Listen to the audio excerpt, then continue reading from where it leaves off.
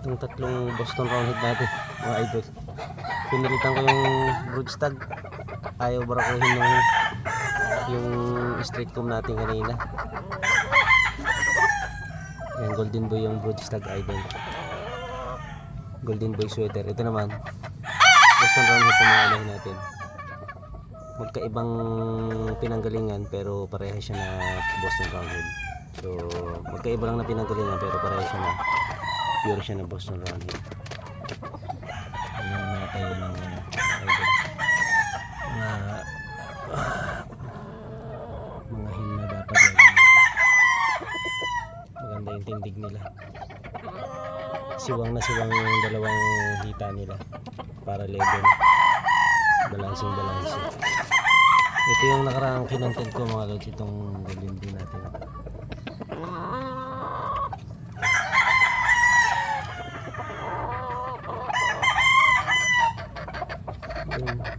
So sweater ano siya ngayon, sweater lang naglalabas nito, golden boy sweater close to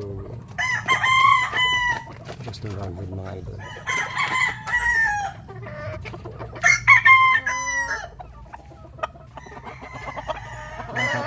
Ang broodstag natin mga lods, 7 months 8 months siya.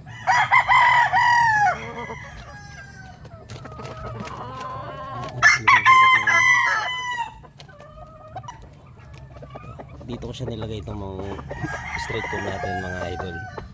So, ayaw niya yun, ayaw pasampa sa kanya ng mga picom natin doon. So dito din siya sa kayahin na to. Naka ano niya na, babarako niya na mga idol. Hindi mo na natin sasabihin kung ano bloodline itong hen natin mga idol, pero galing siya sa ano, straight comb family mga lods, kung saan nang galing yung gal, lemon, tsaka claret.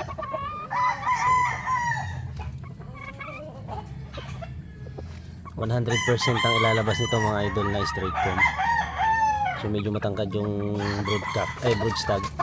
Itong hen niya, ano din siya, regular size din siya, hindi siya sobrang tangkad, hindi naman siya maliit. Wine red tong ano, medyo wine red din siya na malimon-limon yung ano niya, lumipad. Yan ang papadamihin natin mga idol, itong mga pula. So ando sa kabila. Yung mga puti natin, hindi muna natin gano'ng papadamihin kasi meron tayo papadamihin sa puti pero ilan ano lang yung mga straight comb lang. Ito yung matanda natin Gilmore mga idol, Gilmore hats, tapos pumpkin hats to hats siya, parehas siya na blue legs ang ilalabas ngayon niya. Tapos may isa pa tong magiging partner, ito rin. Yan yung isang hen na yan. Thank you for watching mga idol. Update na lang ulit sa susunod.